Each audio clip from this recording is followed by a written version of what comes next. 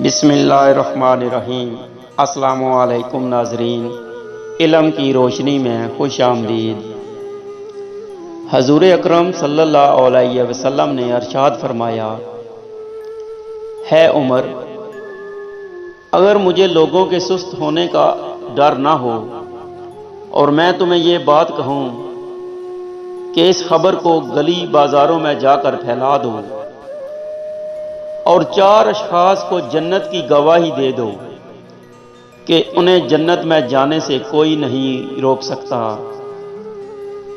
عرض کی حضور، کون کون؟ فرمایا، ایک وہ عورت جس نے اپنی ساری محبتوں اپنے خاوند پر نچھاور کر دی ہوں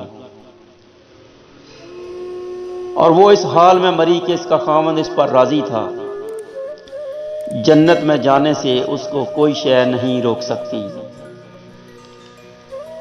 اور دوسرا وہ شخص جس کے بچے زیادہ ہیں اور ذرائع آمدنی تھوڑی، لیکن اس نے اپنے بچوں کو پیٹ میں حرام کا لقمہ نہیں جانے دیا۔ اور تیسرا وہ شخص جو اپنے والدین کے ساتھ حسن سلوک کرے اور اس کے والدین اس پر خوش ہوں، اس سے راضی ہو جائیں۔ اور چوتھا وہ شخص جس نے ایسی سچی توبہ کی کہ گناہوں کی طرف پلٹنا اس کے لیے اتنا مشکل تھا جس طرح جانور کے تھن سے نکلا ہوا دودھ واپس نہیں جا سکتا، وہ گناہوں کی دنیا میں واپس نہیں جا سکتا۔